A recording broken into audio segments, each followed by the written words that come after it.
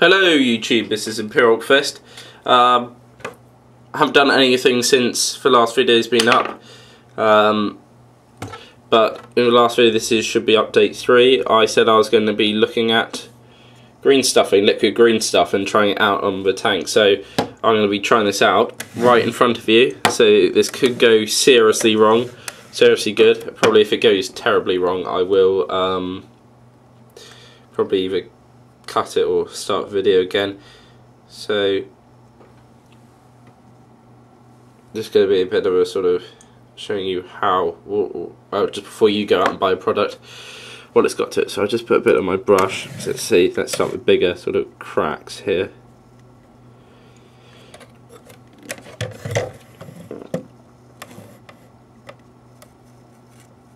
I've been told by Peter Gaines' workshop, just went in to pick this up today, that to hide cracks makes things a bit smoother. I'll move this over here. So and I thought, well, what am I going to use this for? But actually, when I saw it get sort of brought out, I'm actually quite impressed. I think it's quite good.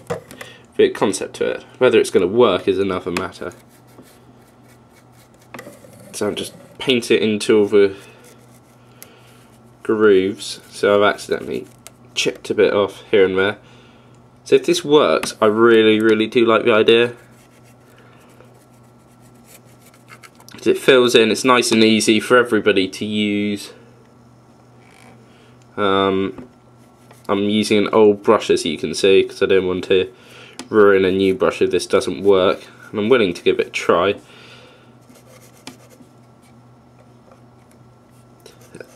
So if you can comment if you like the idea of it, or if you've got any ideas of any future products which Games Workshop could bring out, which could be of benefit to a hobbyist, to start up a bit of a debate. I think they could bring out an airbrush. I probably wouldn't buy it from them, to be fair, because their stuff is so overpriced, and if they bring out an airbrush, I would be worried that they would charge excessive amounts for it. Okay, that's done. Just come in here with this kit. You sort of it doesn't match perfectly up. So this is going to have a lot of holes in. So I'm not sure if it's thick. I have watered it down a touch, because I don't usually water things down huge amounts.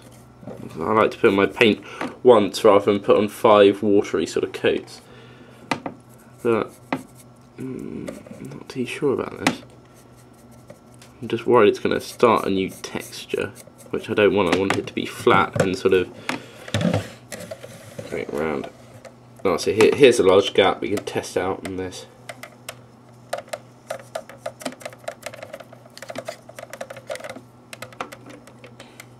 So if I'm doing this wrong, please tell me, so in future products I don't do it wrong. So if I'm sort of dabbing it on, sort of sliding it on, please tell me if I'm doing this incorrectly. So if somebody works at Games Workshop and knows how to do it, or is an excellent hobbyist, or has already used this product, or has one very similar, and if I'm doing it wrong, please could you let me know. Because I don't particularly want to keep on doing this incorrectly. This whole project's a really sort of test of what can I actually do, and I'm really glad that Brian started a competition. If you haven't seen it, it's a really large winter competition with prizes. I think it's £100, but go and check out his channel. It's really good. And it's on competitions so people can get their stuck in. I wanted to do this actually over Christmas, but I couldn't really find the time.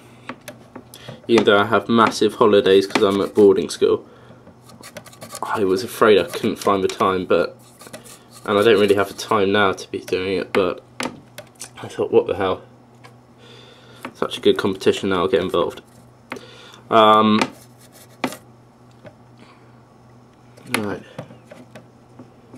I think it's filling the holes, which is quite good.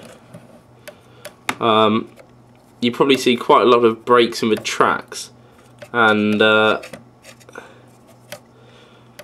the moment I'm thinking that's okay, because I'm going to be using a technique from another. This sort of whole project's about me sort of. I've watched. This is a sort of combination of all the techniques that I've seen or that I really like from YouTube. So for painting, I'm going to be using a technique from Templar's Crusade 01. So thanks for doing videos. I know you do them to sort of to inform and help people. I'm wondering how I can do this. And that's going to need a large bit of green stuff. I don't think this is going to do it. So I'm going to be using his technique for painting. Ooh.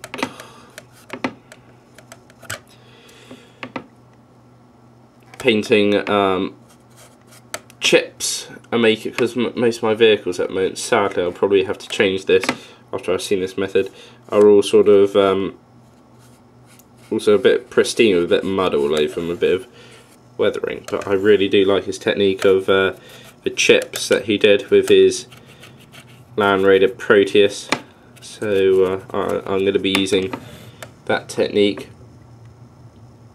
painting. Put a bit in there, and for the mud on the tracks, I'm going to use Marnus Augustus Calgar's video on how he does his tracks. I thought that was really good. I've been wondering how he's doing that for ages, and I wish I had asked him before.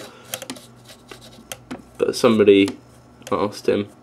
He did a really good video on it, so big thanks to you as well, Matt. And there's some other techniques I'm going to be using. So that I just searched YouTube one day to try and, I thought power swords. I saw something on I think it was some people doing. I think it was Mac, might have been, or it was, or no, it was Girl Painter, I think, who was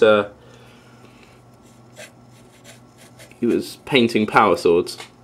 And she showed us how to paint power swords really well, and I've used that throughout my whole force now. I just got all my power weapon people together with power axes, thunder hammers, and I've done it to them. So check out my